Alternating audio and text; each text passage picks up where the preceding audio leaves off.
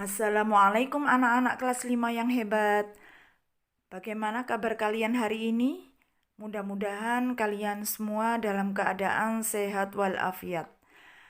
Anak-anak, hari ini kita akan belajar tema 1, subtema 1, muatan pelajaran IPS, yang merupakan kelanjutan dari materi sebelumnya. Anak-anak, hari ini kita akan belajar tentang kondisi geografis 5 pulau besar yang ada di Indonesia. Namun sebelum kita lanjutkan belajar kita, terlebih dahulu kita awali dengan membaca basmalah bersama. Bismillahirrohmanirrohim.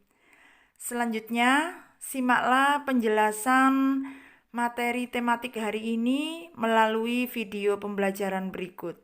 Selamat belajar. Lihat di sini, di hadapan kalian ada gambar peta Indonesia. Kemarin kalian sudah mempelajari tentang letak astronomis dari Indonesia dan letak geografis dari Indonesia. Sekarang kita akan mempelajari letak geografis serta kondisi geografis dari pulau-pulau besar yang ada di Indonesia. Lihat di sini apa saja pulau-pulau besar yang ada di Indonesia. Ada Sumatera, ada Jawa, ada Bali dan Nusa Tenggara, ada Papua, ada Sulawesi, dan Kalimantan. Nah, kita mulai di pulau yang pertama.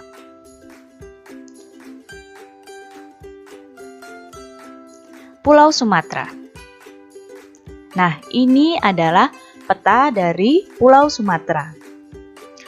Pulau Sumatera ini luasnya 473.481 km persegi. Nah, di Pulau Sumatera ini ada beberapa gunung yang dikenal oleh masyarakat. Sebenarnya banyak, tapi hanya Ibu sebutkan beberapa. Ada Gunung Kerinci, Gunung Dempo, Gunung Leuser, dan Gunung Marapi.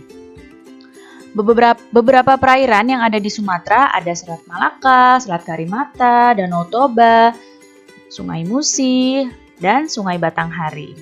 Nah, kita lihat batas wilayah Pulau Sumatera. Di utaranya Pulau Sumatera, itu ada Malaysia. Dan ini nggak kelihatan di petanya ya, ada Teluk Benggala. Di bagian timur Malaysia, ini ada Selat Malaka. Nih, Selat Malaka di sini, dan ada Kalimantan. Kemudian, di sebelah selatannya Pulau Sumatera itu ada Selat Sunda dan Pulau Jawa. Kemudian di baratnya ada Samudra Hindia. Kita lanjut ke pulau selanjutnya, yaitu Pulau Jawa. Nah, ini adalah peta Pulau Jawa. Pulau Jawa ini luas wilayahnya 128.297 km persegi. Nah, di Pulau Jawa ini ada beberapa gunung. Ada Gunung Salak, Gunung Merapi, Gunung Semeru, Gunung Slamet. Sebenarnya masih banyak lagi ya. Kemudian ada beberapa perairan. Misalnya ada Sungai Bengawan Solo, Sungai Cisadane, Waduk Jatiluhur. Nah, kita lihat batas wilayah dari Pulau Jawa. Di utaranya Pulau Jawa, itu batasnya adalah Kalimantan dan Laut Jawa.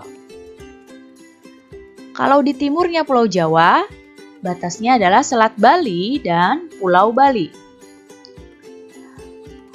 Selatannya di sini adalah Samudra Hindia. Dan di baratnya Pulau Jawa itu ada Selat Sunda. Nih, Selat Sunda yang sini, yang membatasi antara Pulau Sumatera dan Pulau Jawa ini namanya Selat Sunda. Itu menjadi batasnya ya. Kalau di Sumatera jadi batas selatan, kalau di Jawa itu menjadi batas barat. Kita lanjut ke Pulau Kalimantan. Nah, ini adalah Pulau Kalimantan. Petanya. Luas wilayah Pulau Kalimantan yaitu 743.330 km persegi. Ada beberapa gunung di Kalimantan, contohnya Gunung Raya dan Gunung Kinabalu. Tapi Gunung Kinabalu ini adanya di Malaysia. Beberapa perairan yang ada di Kalimantan ada Sungai Kapuas, Sungai Mahakam, Sungai Barito, dan Danau Bangka. Batas wilayahnya Pulau Kalimantan di utara, lihat di sini di utaranya Pulau Kalimantan ini ada Malaysia, ya, dan ada Laut Tiongkok Selatan. Di timurnya Pulau Kalimantan ada Selat Makassar dan ada Pulau Sulawesi. Di selatannya Pulau Kalimantan ada Laut Jawa dan ada Pulau Jawa, tapi di sini nggak masuk peta. Di baratnya ada Laut Natuna dan Pulau Sumatera. Selanjutnya, pulau yang besar berikutnya adalah Pulau Sulawesi. Nah, ini pulaunya yang seperti huruf K. Ini petanya ya. Luas wilayahnya Pulau Sulawesi itu 174.600 km persegi. Ada beberapa gunung di Pulau Sulawesi. Ada Gunung Lantimojong, ada juga Gunung Rantai Mario. Nah, beberapa perairan di Sulawesi ada Sungai Poso, Sungai Lariang, Danau Touti, dan Pantai Losari. Batas wilayah Pulau Sulawesi, di utara itu batasnya adalah Laut Sulawesi dan Filipina. Di timur, batasnya adalah Laut Maluku dan Kepulauan Maluku. Sedangkan di bagian selatan, ini ada Laut Flores dan Nusa Tenggara Timur. Kalau di baratnya ada Selat Makassar, nih Selat Makassar di sebelah sini, dan Kalimantan. Ada juga di sini Pulau Bali dan Nusa Tenggara. Nah, ini termasuk pulauan yang cukup besar. Luas wilayahnya adalah 72.876 km persegi. Ada beberapa gunung di Pulau Bali dan Nusa Tenggara. Ada Gunung Batur dan Gunung Agung itu yang di Bali. Gunung Rinjani dan Gunung Tambora itu ada di Nusa Tenggara. Beberapa perairan di Bali dan Nusa Tenggara ada Sungai Pentanu, Pantai Lombok, Pantai Kuta, ada Danau Batur, dan ada Danau Batu. Batas wilayahnya Pulau Bali dan Nusa Tenggara. Di utara ini ada Laut Bali dan Laut Flores serta ada Sulawesi. Di timur itu batasnya adalah Timor Leste, negara tetangga ya. Di selatan batasnya Samudra Hindia. Dan di barat batasnya adalah Pulau Jawa dan Selat Bali. Selat Bali ini yang membatasi dari Madura dengan Bali, namanya Selat Bali. Selanjutnya ada Pulau Papua, ini ada di ujung timurnya Indonesia. Nah, ini dia petanya. Luas wilayahnya Papua adalah 319.036 km persegi. Ada beberapa gunung di Papua, yaitu ada Gunung Jayawijaya dan ada Gunung Derabaro. Kalau Gunung Jayawijaya ini adalah satu-satunya gunung di Indonesia yang di puncaknya itu ada saljunya. Nah, beberapa perairan di Kalimantan, ada Sungai Memberamo, ada Sungai Baliem, Danau Sentani, Pantai Raja Ampat. Batas wilayahnya Papua. Di utara ada Samudra Pasifik. Di timurnya ada negara tetangga nih, Papua Nugini. Jangan cuma nulis Papua ya di timurnya, tapi Papua Nugini karena ini sudah negara lain bukan bagian dari Indonesia. Namanya Papua Nugini. Di selatan ada Laut Arafura dengan Australia.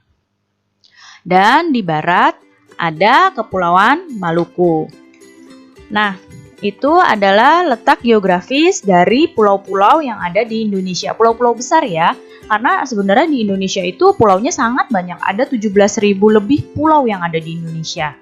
Tapi yang kita bahas di sini adalah pulau-pulau besarnya saja. Nah, lihat. Di sini Indonesia itu terdiri dari beragam suku dan budaya. Kita lihat tadi ya, Indonesia itu sangat luas. Dari ujung barat sampai ujung timur, dari Sabang sampai Merauke. Jadi kita harus mampu menjaga persatuan. Karena supaya Indonesia itu bisa tetap harmonis. Nah, terus bagaimana cara menjaga persatuan? Nah, salah satu cara untuk menjaga persatuan itu adalah dengan menjalankan sikap gotong royong dalam kehidupan sehari-hari. Sikap gotong royong ini sesuai dengan Pancasila kita. Nah,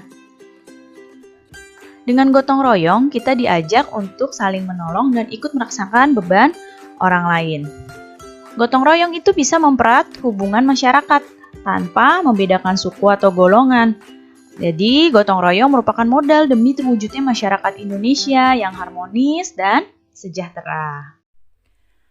Demikian anak-anak, pembelajaran tematik muatan IPS hari ini semoga bermanfaat. Dan saya akhiri, wassalamualaikum warahmatullahi wabarakatuh.